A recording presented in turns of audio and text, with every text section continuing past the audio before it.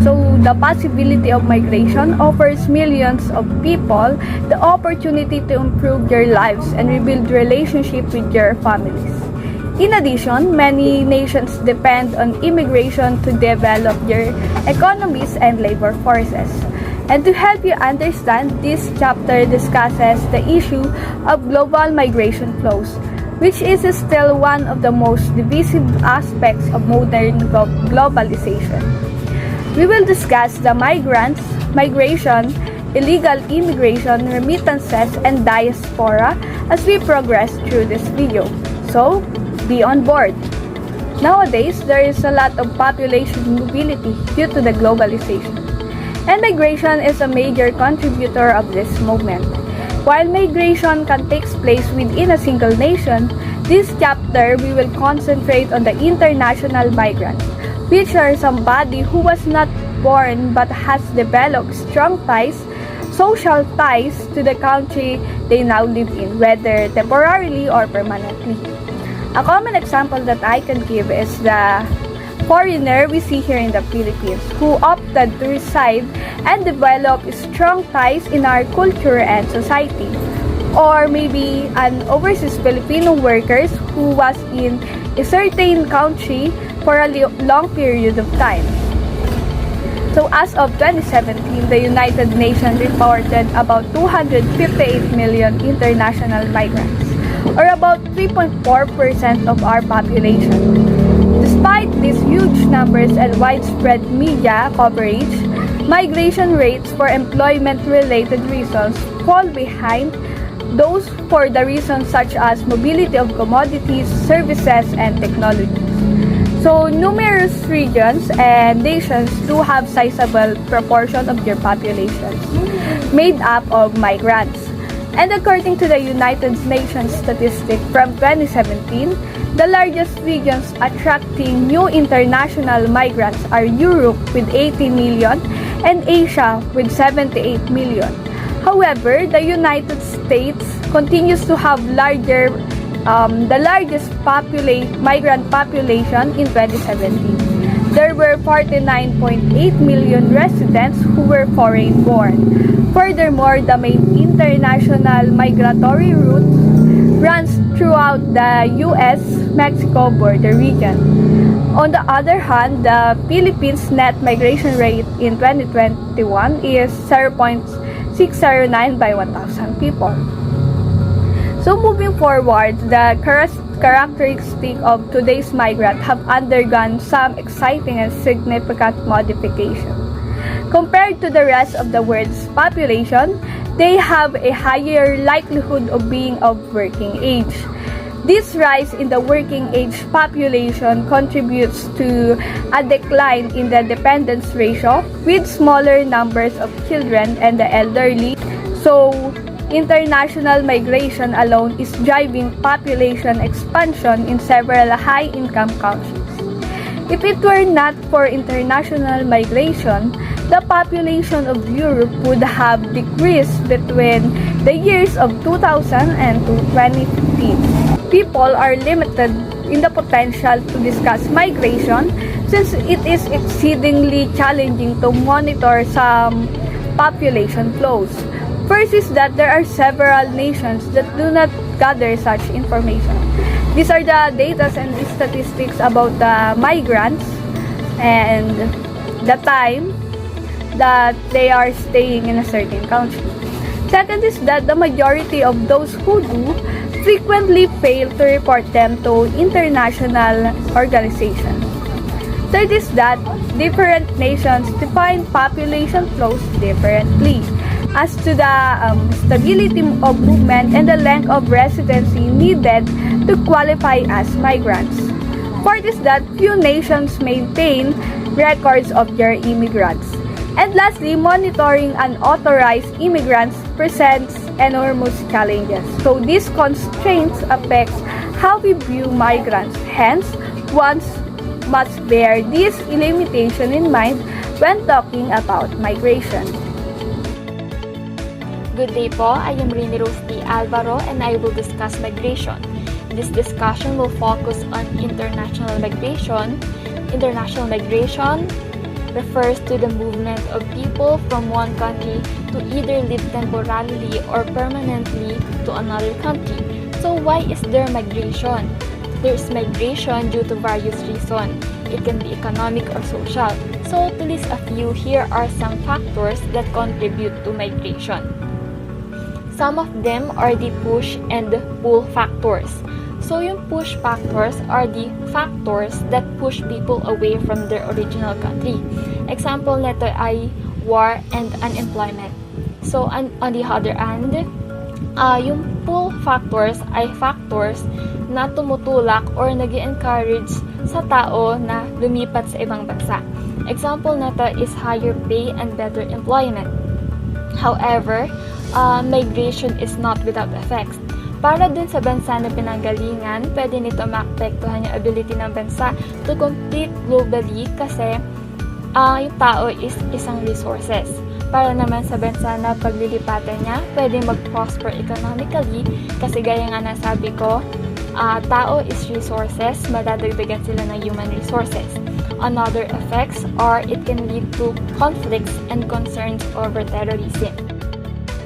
Unlike trade, finance, and investment, there are various restrictions on the migration of people. With that said, there have been an increase in unauthorized immigration, so we will discuss unauthorized immigration later. Over the years, there have been a selective reduction in barriers to migration in many countries. So included dito ay due to labor shortages, aging populations, and new tax revenues offered by migrants. Kasi these migrants are usually of working age, and since they are of working age, they can contribute to society through labor and taxes. So, special kinds of international migrants are refugees and asylum seekers. For this part, we will discuss the flow of migrants, particularly the Mexicans, to and from the United States. For this discussion, like what we have said earlier, we will discuss the undocumented or unauthorized migrant. So this means that these migrants may have crossed the border without authorization, hence not through legal means, or they may have remained in the US after their visas expired. So in 2018, approximately 11.3 million immigrants reside in the US without authorization. And of that, 5.6 million were Mexicans. So there are various reasons as to why Mexicans migrate to US. This includes more job and better job opportunities and mas mataas na mga sweldo sa US kaysa sa Mexico. So how can we know if a migrant is undocumented or unauthorized? So here are indicators of legitimacy. These include insurance cards, credit cards, social security cards, and green cards. Here are some problems encountered by undocumented Mexican immigrants. So they are often discriminated and they have limited access. So, to continue our discussion, let us proceed to the program of the US government. So, to help children whose parents have brought them to the United States without authorization, the US government during the presidency of former US President Obama, they implemented the Deferred Action for Childhood Arrivals or DACA. The intention of this program was to enable those who were brought to the United States as children to pursue schooling or employment. So here are the qualifications. Unfortunately, during the next administration, the administration of former President Donald Trump, the ACA was announced to an end. So to further continue our discussion, let us proceed to the increased law enforcement. So during the term of President Donald Trump, he implemented strategies to secure the borders. These include expanded border patrols, increased deportation efforts, and border wall between the United States and Mexico. However, These strategies are criticized due to their high costs and undocumented evidence proving na effective talaga sila at sa pag-prevent at pag-discourage ng unauthorized migration. Flow of immigrants into and within Europe. The Maastricht Treaty paved the way for the establishment of the European Union. Since its ratification, less developed Eastern European nations and a couple of nations have been added to the Union.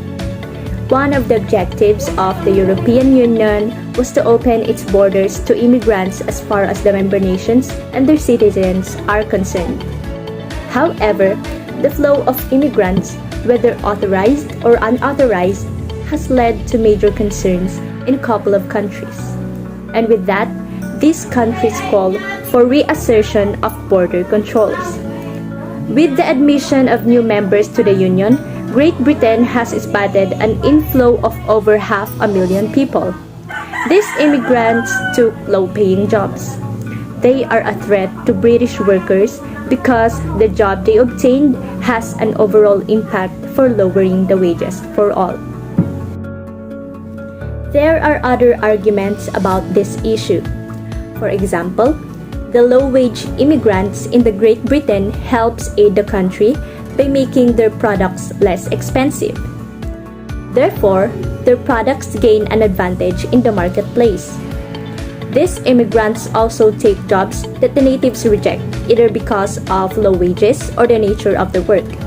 Their wages are seen to help reduce the tendency of inflation, and the taxes they pay help fund the public services. However, despite the number of advantages, fears of immigration has led the British public to vote to leave the European Union. Migration into Britain was previously increasing, but fell by half in the year following the Brexit vote. By this, British companies found it hard to look for skilled labor specifically, leaving the positions vacant. Despite of this, a large number of undocumented migrants still make it into Europe. There are some evidence seen that there is a decline of undocumented immigrants in Europe, but the question is, will it continue in the long term?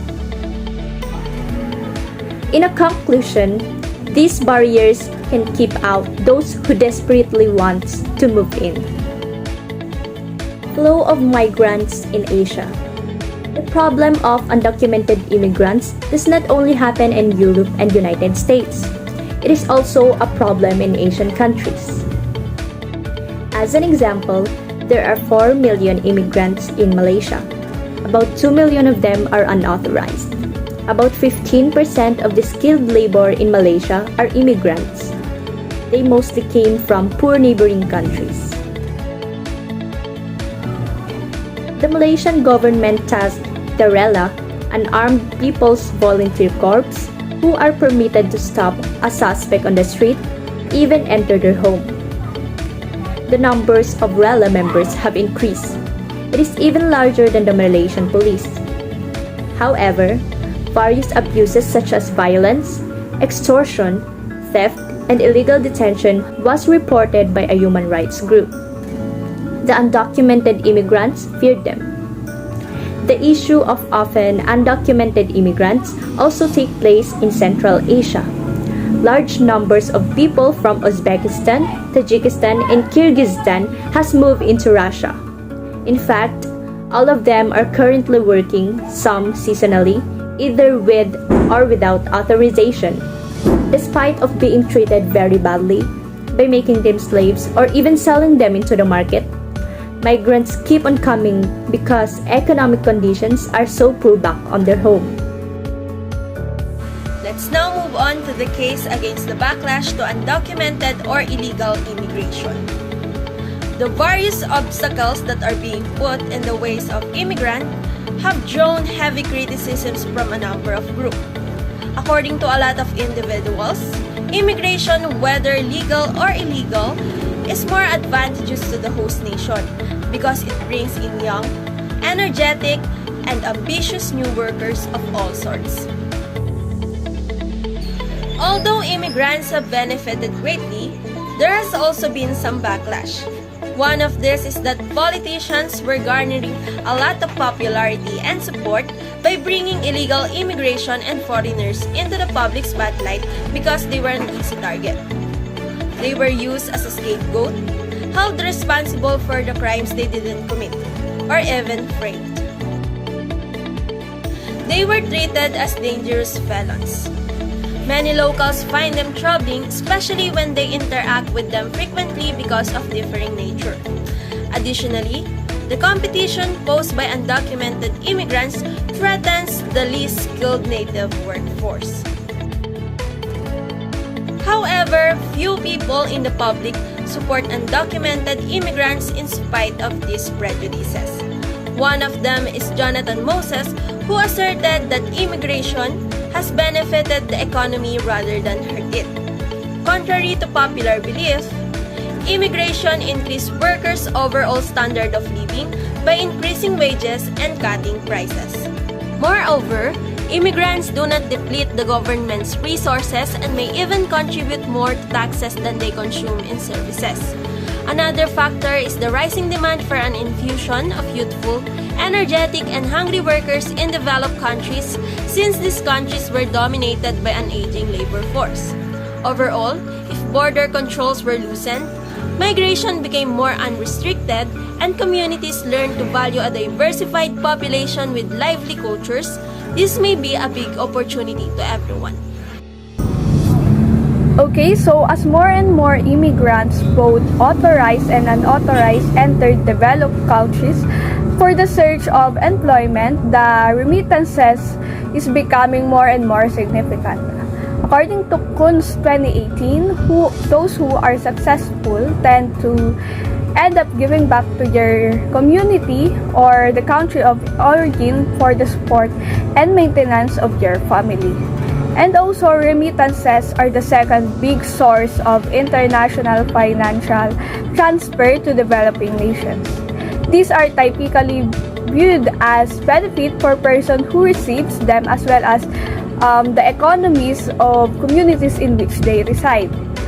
And also, recipients are better equipped to deal with poverty and natural calamities and purchase the necessities and afford a few luxuries such as television and cell phone.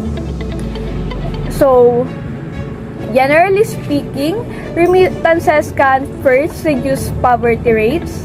Second is that funds go immediately to the individuals in need and teach them about banking and saving. Third is that it assists handling emergencies such as the money goes to satisfy the important needs for food, housing, allowances, education, and health. And fourth, it can be utilized to increase educational standards. And fifth, it can be a source of pride and assurance for the recipient community. And lastly, remittances can boost a country's foreign reserves and consequently lower its debt level. But on the other hand, there are also disadvantages of remittances. And first is that due to the higher wage, the most educated and skilled citizens in less developed nations are those who are most likely to live or stay in developed nations.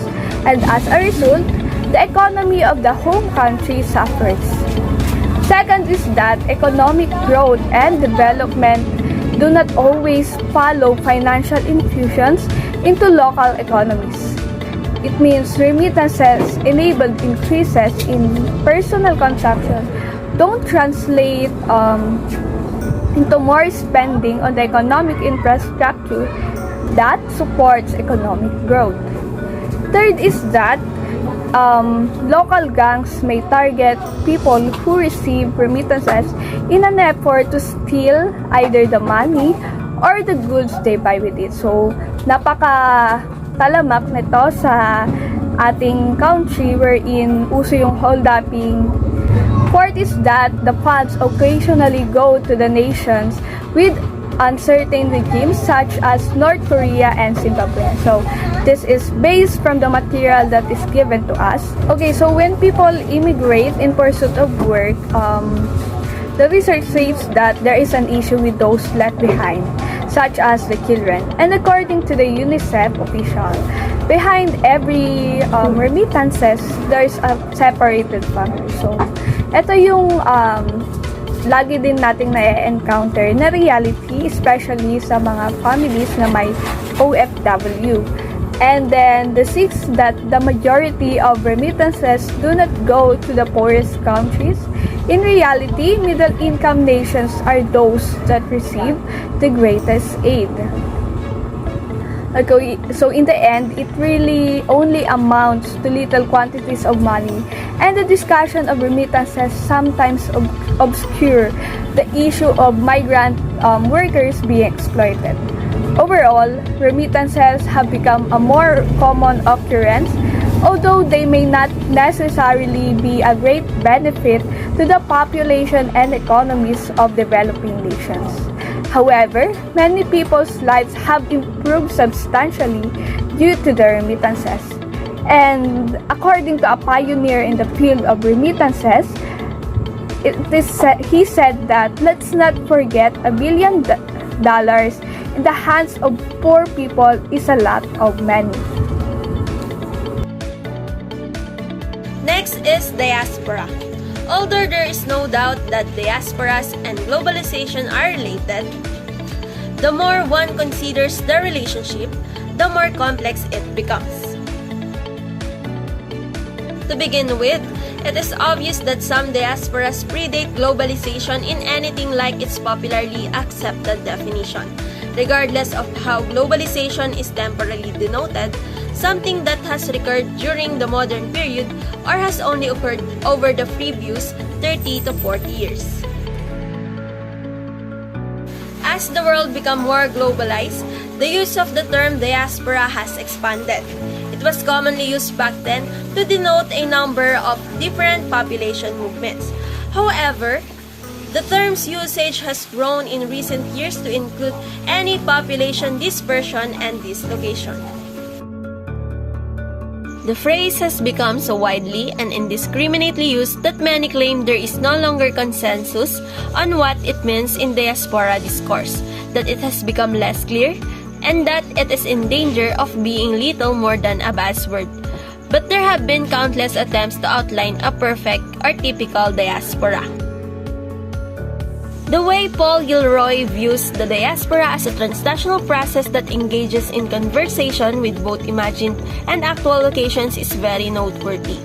Here, the idea of diaspora as a process, more precisely a global process, is implied. Today, however, there are not only more diasporas, but also more people who use this phrase to refer to themselves and their interpersonal connections. As the world becomes more globalized, it's getting more and harder to tell the difference between diasporic migrations and many other types of transnational migrations and movements.